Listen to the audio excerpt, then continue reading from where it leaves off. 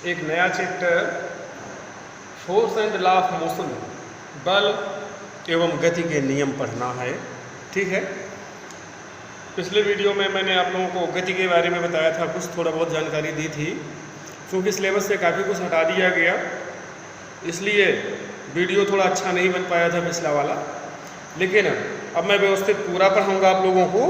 ठीक, जितना सिलेबस में है आप लोग उतना तैयार करते जाएंगे परीक्षा के लिए।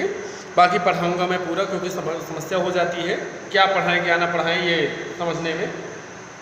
आप लोगों को पढ़ना है पहले गति एवं बल। ठीक है ना, बल के विषय में पढ़ना है, गति एवं बल। हमने अपने आसपास देखा है कि बहुत सी वस्तुएं गति करती रहती हैं, वस्तुओं की स्थिति में परिवर्तन होता रहता है। ठीक, हम उनकी स्थिति में परिवर्तन कैसे होता है ये देखते हैं तो पता चलता है कि कहीं ना कहीं से उन वस्तुओं में कोई धक्का या खिंचाव लगाया जाता है, तब वस्तुएं अपनी स्थिति में परिवर्तन करते हैं, यानी वस्तुओं की स्थिति में परिवर्तन होता है। ठीक, कभी कभी क्या होता है कि वस्तुओं की स्थिति में परिवर्तन नहीं होता, यानी वस्तुएं गतिशील नहीं होती हैं, फिर भी उनमें कोई खिंचाव या बल या धक्का लगाया जाता है। ठीक है ना, तो गति किस कारण से होती है? किसी न किसी खिंचाव या धक्के की वजह से किसी वस्तु में गति होती है। ठीक, उस खिंचाव या धक्का के कारण वस्तु गतिशील हो जाती है। उसी खिंचाव या धक्के को हम क्या कह देते हैं? बल कह देते हैं। यानी बल क्या है? बल वह बाह्य कारक है, बल वह बाह्य कारक है जो किसी वस्तु की स्थिति में परिवर्तन करता है या परिवर्तन करने का प्रयास करता है। कोई वस्तु है यहाँ पर रखी है, हम बल लगाकर उसको कहीं दूर रख सकते हैं, तेजी से फेंक भी सकते हैं, है ना। तो बल लगा करके हमने वस्तु की स्थिति में परिवर्तन भी कर दिया। कोई वस्तु तेजी से दूर से आ रही है, हम उसको ऐसे पकड़ भी सकते हैं, बल लगा करके उसको रोक भी सकते हैं, गतिशील वस्तु को रोक भी सकते हैं, है ना। और कभी कभी होता क्या है, सपोज दैट दीवार है, हम दीवार पर एक बल लगा रहे हैं, खिंचाव या धक्का लगा रहे हैं, जो इस दीवार की स्थिति में परिवर्तन करने का प्रयास करता है, लेकिन दीवार की स्थिति में परिवर्तन नहीं होता है। यानी कि बल क्या करता है? परिवर्तन कर भी सकता है या परिवर्तन करने का प्रयास करता है। ठीक है, इस तरह से आप लोगों ने बल की परिभाषा पढ़ ली। ठीक, बल एक सदिश राशि है। मैंने बताया था आप लोगों को कि बल एक निश्चित दिशा में लगाया जाएगा, इसका मतलब बल एक सदिश राशि है। और बल का मात्रक हम जो लेते हैं न्यूटन लेके चलते हैं, बल का मात्रक न्यूटन लेके चलते हैं। ठीक, एक न्यूटन बराबर होगा 1 किलोग्राम मीटर प्रति सेकंड स्क्वायर। ठीक, 1 किलोग्राम मीटर प्रति सेकंड स्क्वायर। बल का एक और मात्रक होता है, ये जो न्यूटन लिया जाता है बल का मात्रक, ये एमकेएस सिस्टम में लिया जाता है। मैंने आप लोगों को बताया था, एमकेएस सिस्टम में बल का मात्रक लिया जाता है। इसके अलावा सीजीएस सिस्टम में अगर देखें, बल का मात्रक डाइन होता है। बल का मात्रक क्या होगा? डाइन। और 1 न्यूटन बराबर होता है 10⁵ डाइन। 1 न्यूटन बराबर हम लिखेंगे 10⁵ डाइन। ठीक है, तो ये हो गया बल के बारे में सामान्य बात हो गई। ठीक, गति और बल दोनों के बारे में मैंने बताया। अब हमें बल के प्रभाव जानने हैं। क्या जानना है? बल के प्रभाव। बल के प्रभाव मतलब बल क्या क्या कर सकता है। तो सबसे पहली बात तो यही है कि अगर कोई वस्तु स्थिर है, उस पर हम बल लगाएं तो वह वस्तु क्या हो सकती है? गतिमान हो सकती है। ठीक, किसी वस्तु पर हमने बल लगाया और वह वस्तु क्या हो सकती है? गतिमान हो सकती है। इसके उदाहरण बहुत से हम रोज घरों में देखते हैं, रास्तों में देखते हैं। ठीक, दूसरा ये हो सकता है कि अगर कोई गतिमान वस्तु है तो उस पर उसकी गति की दिशा में ही हम बल लगा दें तो वस्तु की गति क्या हो जाएगी? वस्तु का वेग बढ़ जाएगा, वस्तु और तेज गति से चलने लग जाएगी। तो इस तरह से हम क्या कर सकते हैं गतिमान वस्तु की गति और अधिक तेज की जा सकती है। इसके अलावा क्या किया जा सकता है, कोई गतिमान वस्तु है, हम उसकी विपरीत दिशा में बल लगाएं, उसकी गति की विपरीत दिशा में बल लगाएं, तो क्या हो सकता है, वह गतिमान वस्तु विरामावस्था में आ सकती है, यानी स्थिर अवस्था में आ सकती है। इसके अतिरिक्त हम क्या कर सकते हैं, गतिमान वस्तु कोई है, हम उसकी गति की दिशा में थोड़ा सा किसी कोण पर बल लगा दें, तो हम देखेंगे उस वस्तु की गति की दिशा ही बदल जाएगी। जैसे कि आप लोग क्रिकेट खेलते समय देखा होगा, बॉल सीधे आती है, हम थोड़ा सा कट कर देते हैं और कट करने पर बॉल की दिशा बदल जाती है, वो दूसरी दिशा में बॉल निकल जाती है ना। तो इस तरह से हम क्या कर सकते हैं, वस्तुओं की गति की दिशा भी बदल सकते हैं। इसके अतिरिक्त एक चीज़ और हो सकता है कि अगर हम बल लगा दें तो किसी वस्तु के आकार में भी परिवर्तन हो सकता है। ठीक, हम बल लगा करके किसी वस्तु को तोड़ सकते हैं, किसी वस्तु के आकार में भी परिवर्तन कर सकते हैं। तो इस तरह से ये बल के प्रभाव हैं। ठीक, अब हम देखेंगे हमें बल कितने प्रकार के मिलेंगे, बल के प्रकार। तो बल हमें दो टाइप के मिलेंगे, एक तो मिलेगा संतुलित बल और दूसरा मिलेगा असंतुलित बल। संतुलित और असंतुलित बल। संतुलित बल क्या होगा, किसी पिंड पर, कोई भी पिंड हो, वस्तु हो, हम उस पर एक से अधिक अगर बल लगा रहे हैं, एक से अधिक बल, एक पिंड है, इसको 4-6 लोग मिलकर के खींच रहे हो, तो अगर इस वस्तु की स्थिति में परिवर्तन नहीं होगा, ये वस्तु जहां पर है वहीं पर रही आए, 4-5 लोग 6 लोग जितने लोग भी खींच रहे हैं खींचें, इस वस्तु की स्थिति में परिवर्तन ना हो, तो हम ये कहेंगे कि इस वस्तु पर लगने वाले सभी बल कैसी अवस्था में है, संतुलन की अवस्था में है, यानी कि वह बल क्या है, संतुलित बल है। ठीक, अगर वहीं पर इस वस्तु की किसी भी दिशा में, वस्तु की स्थिति में परिवर्तन होने लग जाए, किसी भी दिशा में परिवर्तन होने लग जाए, तो हम ये कह देंगे कि वस्तु पर लगने वाले बल संतुलित बल नहीं है। तो इस तरह से संतुलित और असंतुलित बल भी आप लोगों ने जान लिया। ठीक, तो ये बल के बारे में सामान्य जानकारी थी, ये आप लोगों ने जान लिया है। अब हमें ये जानना है, न्यूटन ने हमें कुछ बल से संबंधित कुछ नियम दिए हैं, हमें उन्हें जानना है। गति संबंधित कुछ नियम दिया है, बल ही नहीं गति संबंधी नियम, ठीक है ना। लेकिन वो गति संबंधी जो नियम है वो बल से जुड़े हुए हैं, इसलिए हम उनको सीधा सा क्या कह देते हैं, न्यूटन के गति विषयक नियम, ठीक है ना।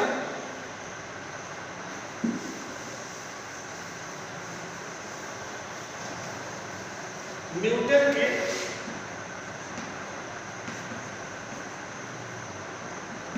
गति विषयक नियम।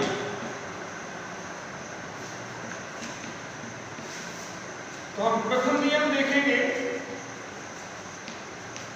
न्यूटन ने 3 नियम दिए हैं, न्यूटन ने गति विषयक 3 नियम दिए हैं, और ये तीनों नियम हम देखते हैं, दैनिक जीवन में इनका अनुभव भी करते हैं, लेकिन हम लोग कभी उसको कॉपीराइट नहीं करते हैं। ठीक, हमने उसका अनुभव किया है, बोलचाल में, प्रयोग में, दैनिक जीवन में हमने अनुभव किया है इन नियमों का, लेकिन हम लोग इसको कॉपीराइट नहीं करते हैं, यानी कि इस पर ज़्यादा ध्यान नहीं देते हैं। इसीलिए हमारा नाम ना होकर के न्यूटन का नाम दिया जाता है कि न्यूटन के नियम। ठीक, क्योंकि हम लोगों को ध्यान देना नहीं, पढ़ना लिखना है नहीं, है ना। अगर थोड़ा सा ध्यान दें तो हो सकता है कि हमें बहुत सी जानकारी मिल जाए। तो देख लेते हैं पहला नियम क्या है। पहला नियम तो ये बताया न्यूटन ने कि यदि कोई वस्तु विरामावस्था में है तो वो विरामावस्था में रहेगी, और यदि वह गतिकीय अवस्था में है तो वह गतिकीय अवस्था में ही रही आएगी, और तब तक रहेगी जब तक कि उस वस्तु पर हम कोई बाह्य बल ना लगाएं। ठीक, यानी यह वस्तु रखी हुई है तो रखी हुई रहेगी, जो कि तो रखी रहेगी, तब तक रखी रहेगी जब तक हम इस पर बल लगा करके इसको इधर उधर धकेलेंगे नहीं। ठीक, दूसरा, अगर गतिकीय अवस्था में है तो गतिकीय अवस्था में रहेगी, वो तब तक नहीं रुकेगी जब तक कि हम उस पर बल लगा करके, ब्रेक लगा करके उसको रोकेंगे नहीं। ठीक, तो ये है न्यूटन का गति विषयक प्रथम नियम। ठीक, इसी प्रथम नियम से ही इसके उदाहरण हम बहुत सारे देखते हैं, ठीक है ना। कोई वस्तु फेंक दिया तो वह वस्तु क्या होगी, काफी दूर तक लुढ़कती चली जाती है, लेकिन कुछ दूर चल करके क्या होती है, रुक जाती है। तो रुकने का उसका कारण भी है। कारण क्या है, वायु और जमीन का घर्षण बल, विपरीत बल होता है, वस्तु की गति का विरोध करता है, इसलिए वस्तु कुछ दूर चल करके रुक जाती है। तो वहां पर विपरीत बल रोकने के लिए कौन कार्य कर रहा है, उस पर दूसरा बल, बाह्य बल जो कार्य कर रहा है वो क्या है, घर्षण बल हो सकता है। घर्षण बल ही होता है मुख्य रूप से, जमीन का घर्षण हो या वायु का घर्षण हो, घर्षण बल ही उसको क्या करता है, उसकी गति का विरोध करता है और उसको कुछ देर में रोक देता है, ठीक है ना। तो इस तरह से आपने इसको जान लिया। और इसी प्रथम नियम को ही हम जड़त्व का नियम भी कह लेते हैं, जड़त्व, इनर्शिया। जड़त्व क्या है ये हमें जान लेना है। सीधी सी बात है, जड़, जड़त्व, ठीक है ना, यानी अपनी स्थिति को बनाए रखना। कोई भी वस्तु, जो भी वस्तु होती है, कोई भी हो, वह जिस स्थिति में है वह उसी स्थिति में ही रहना चाहती है, ठीक, यही जड़त्व है। अपनी पूर्वावस्था को बनाए रखने के गुण को हम जड़त्व कह देते हैं। कोई भी वस्तु अपनी पूर्व अवस्था को बनाए रखना चाहती है, ठीक, इसी को हम क्या कह देते हैं, जड़त्व कह देते हैं। इसी को दूसरे भाषा में अगर कहते हैं, न्यूटन के नियम के अनुसार कह दें, तो हम ये कह देंगे कि वस्तुओं में अपनी स्वयं की विराम या एक समान गति की अवस्था को बनाए रखना, बनाए रखने की प्रवृत्ति को हम जड़त्व कह देते हैं। यानी जो भी वस्तुएं होती हैं, अगर विरामावस्था में है तो वह अपनी विरामावस्था को बनाए रखना चाहती है, अगर गति की अवस्था में है तो वह गति की अवस्था को ही बनाए रखना चाहती है, यही है जड़त्व। यानी वो अपनी पूर्वावस्था को बनाए रखने की टेंडेंसी रखती है वस्तु, इसी को हम जड़त्व कह देते हैं। और इसी का विरोध करने पर, वस्तु की पूर्वावस्था का विरोध करने पर ही आगे हमें खतरे मिलेंगे, उसके साइड इफेक्ट देखने को मिलेंगे। सपोज दैट एक बड़ा सा पत्थर रखा हुआ है, छोटा सा पत्थर ही रखा हो, ना बड़ा सा हो, हम चले जा रहे हैं, वो विरामावस्था में रखा हुआ है और हमने ध्यान न दिया, हमारा पाँव उस पर लग गया, तो हमने क्या किया, वो विरामावस्था में था, विरामावस्था में रहना चाहता था, हमने ध्यान नहीं दिया, पाँव से ठोकर मार दिया, तो वो क्या करेगा, अपनी गति का विरोध करेगा, और विरोध करेगा तो हमारे पाँव में चोट लग जाएगी, ठीक। इसी तरह से कोई गतिमान पत्थर चला जा रहा है, कोई गाड़ी गतिमान है, चली जा रही है, और हम उसकी गति का विरोध करने के लिए सामने खड़े हो जाए तो हमारा सिर भी फोड़ सकता है, हमें पापड़ भी बना सकता है, ठीक। तो इस तरह से ये हो गया जड़त्व, इनर्शिया। जड़त्व भी आपने जान लिया। एक बात अब ये ध्यान देना है, ये जो जड़त्व होता है यह वस्तु के द्रव्यमान पर निर्भर करता है। यानी कि किसी वस्तु के जड़त्व की माप किससे होगी, उसके द्रव्यमान से होगी। अगर छोटी सी वस्तु है तो उसका जड़त्व कम होगा, यह छोटी सी वस्तु हमें बहुत कम चोट पहुंचाएगी। वही इसकी जगह पर हम 5 किलो का पत्थर ले लें तो वो क्या करेगा, हमें ज़्यादा चोट पहुंचाएगा, है ना। ये छोटी सी वस्तु, छोटी सी चाक हमने ले रखी है, यह चाक अगर हम इसकी अवस्था में परिवर्तन करें तो हमें चोट कम पहुंचेगी। वही अगर हम बड़ा सा पत्थर ले लें, द्रव्यमान अधिक है, 5 किलो है, ये छोटा सा 10 ग्राम 15 ग्राम 20 ग्राम है ना। कोई 5 किलोग्राम का पत्थर ले लेंगे तो हमें ज़्यादा चोट पहुंचा देगा, है ना। यानी कि किसी वस्तु के जड़त्व की माप किससे होगी, उस वस्तु के द्रव्यमान से। अब जड़त्व भी हम देखेंगे, जड़त्व गति के हिसाब से हमें कितने प्रकार के मिल जाएंगे, 2 प्रकार के मिलेंगे। एक तो गति का जड़त्व और दूसरा विराम का जड़त्व, ठीक। 2 टाइप के जड़त्व मिलेंगे हमें, ठीक है।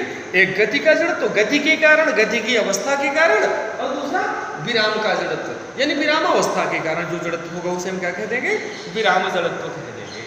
तो इस तरह से आप लोगों ने जड़त्व भी पढ़ लिया, जड़त्व के बारे में भी जानकारी मिल गई है।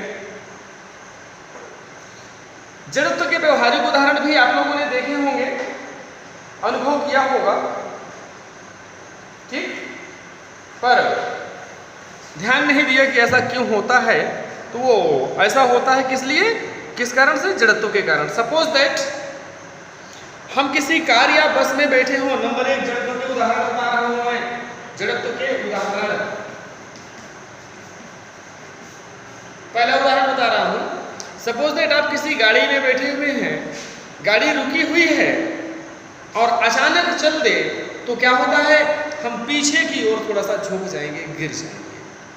कभी कभी हम गिर भी जाते हैं अगर नहीं संभले तो, ठीक। तो वो किस कारण से होता है, जड़त्व के कारण। हम विरामावस्था में थे, विरामावस्था में रहना चाहते हैं, लेकिन गाड़ी गतिमान हो गई नीचे से, तो हमारा ऊपरी भाग जो गति रहना चाहता है, निचला भाग गतिमान, मतलब हम पीछे गिर पड़े। ऐसे ही तेज चाल से चलती हुई कोई गाड़ी है और हम उस गाड़ी में बैठे हुए हैं, अचानक ड्राइवर ब्रेक लगा देता है तो हम आगे की ओर जाकर के गिर जाते हैं। ऐसा क्यों होता है, तो उसका भी रीजन यही है, हम गाड़ी में बैठे हुए हैं, गाड़ी गतिमान है, गाड़ी के साथ हम भी गतिमान है तीव्र गति से, लेकिन ब्रेक लगाने पर अचानक गाड़ी तो रुक गई, हम उसी तरह से तेजी से चले जाना चाहते हैं, अपनी पूर्वावस्था को बनाए रखना चाहते हैं, तेजी से चले जाना चाहते हैं, है ना। तो हम आगे निकल गए, हमारे पांव, गाड़ी रुक गई, यानी हम गिर करके अपने दांत भी तोड़ सकते हैं, है ना। तो इस तरह से ये हो गया। इसके अलावा बहुत से उदाहरण आप लोग देखेंगे। हथौड़ा होता है, हथौड़े के हत्थे को हम क्या करते हैं, जमीन पर तेजी से पटकते हैं हथौड़े को कसने के लिए, ठीक है ना। ये भी जड़त्व का ही उदाहरण है। इसी का उदाहरण है, हम लोग क्या करते हैं, कपड़ों को डंडे से पीटते हैं, जो मोटे कपड़े कंबल वगैरह होते हैं, कंबल रजाई इस तरह के, हम उनको धूप में डालने के बाद डंडे से पीटते हैं और जिससे उसमें जो धूल होती है वो बाहर निकल आती है जड़त्व के कारण। अब आगे आपको समझना है, ठीक है ना। तो इस तरह से ये आप लोगों ने पढ़ा जड़त्व और जड़त्व के उदाहरण, इनको आप लोगों को ध्यान देना है। अब आगे मैं आपको न्यूटन का गति विषयक दूसरा नियम बताऊंगा। न्यूटन का गति विषयक दूसरा नियम पढ़ना है।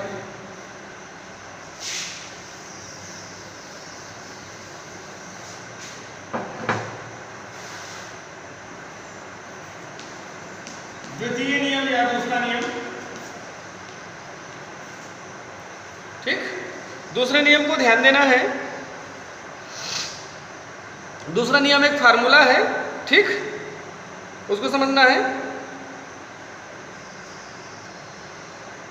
जब भी हम किसी वस्तु पर बल लगाएंगे तो बल लगाने से क्या होता है, वस्तु की स्थिति में परिवर्तन होता है। गतिमान वस्तु में बल लगाएंगे, गति की दिशा में लगाएंगे तो उसकी गति और अधिक तीव्र हो जाएगी। यानी एक तरह से वस्तु में क्या उत्पन्न होगा, सपोज दैट कोई वस्तु पहले v1 वेग से जा रही है और हमने उस पर कोई बल F लगा दिया, ठीक, तो स्मॉल t सेकंड पश्चात हम देखें वस्तु का वेग v2 हो गया, ठीक। यानी क्या हो गया, वस्तु के वेग में परिवर्तन हुआ। कितना परिवर्तन हुआ, v2 माइनस v1, लेकिन ये एक निश्चित समय में परिवर्तन हुआ t, तो ये क्या हो गया, डेल्टा v अपॉन t, वेग परिवर्तन की समय दर। और वेग परिवर्तन की समय दर को हम क्या कह देते हैं, त्वरण, है ना। इसका मतलब क्या हुआ कि किसी वस्तु पर बल लगाने से क्या होगा, उसमें त्वरण उत्पन्न होगा, ठीक। यह त्वरण कितना उत्पन्न होगा, यह निर्भर करेगा लगाए गए बल पर, ठीक, कि हमने कितना बल लगाया। अगर हम बल अधिक लगा रहे हैं तो त्वरण अधिक उत्पन्न होगा, अगर बल हम कम लगा रहे हैं तो त्वरण भी कम उत्पन्न होगा। यानी कि किसी वस्तु में उत्पन्न त्वरण किस पर निर्भर करेगा, बल पर निर्भर करेगा, ठीक।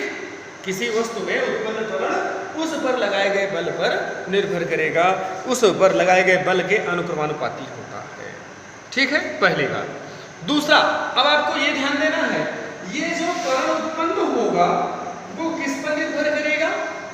सपोज दैट हम कुछ बल लगा करके इस पिंड को फेंकें तो एक निश्चित वेग से जाएगा, वही हम पिंड अधिक द्रव्यमान का ले लें और उतने ही बल से फेंकें तो क्या होगा, हम देखेंगे हल्की वस्तु में अधिक त्वरण उत्पन्न होगा, भारी वस्तु में कम त्वरण उत्पन्न होगा। यानी ये जो त्वरण होता है द्रव्यमान के अपोजिट होता है, द्रव्यमान के अपोजिट हो जाएगा, ठीक। यानी कहने का मतलब क्या हुआ कि किसी वस्तु में उत्पन्न त्वरण A proportional to 1 upon m number 2। अगर हम इन दोनों को मिला दें, तो A बराबर क्या मिलेगा, A बराबर ही proportional to F upon M. ठीक, इस तरह से ए बराबर A proportional to F upon M हो गया। या इसी को हम ये लिख देते हैं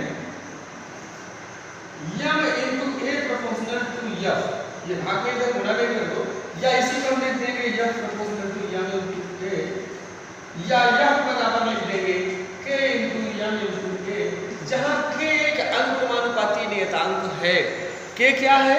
एक अनुक्रमानुपाती नियतांक है जिसका मान इन तीनों पर निर्भर करेगा, और ये देखा गया है प्रयोगों द्वारा कि के का मान यहाँ पर कितना होता है, के बराबर 1 आता है प्रयोगों द्वारा। ठीक है ना, यानी कि यह बराबर क्या मिल गया, यम इनटू ए, यानी कि बल बराबर द्रव्यमान गुणे त्वरण, बल बराबर द्रव्यमान गुणे त्वरण।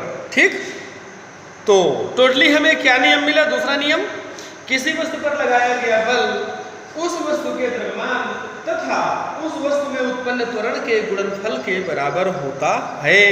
ये टोटली हमें क्या मिल गया? गति विषयक न्यूटन का द्वितीय नियम मिल गया।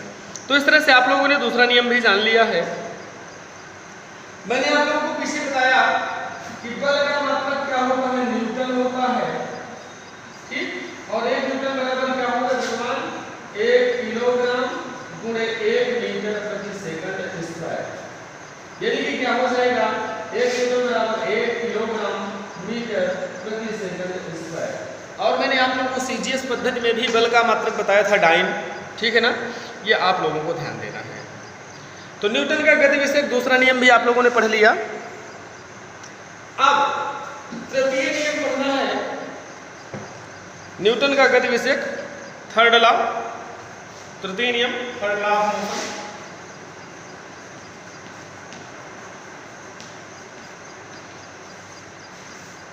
और तीसरे नियम को ही हम कह देते हैं क्रिया प्रतिक्रिया का नियम।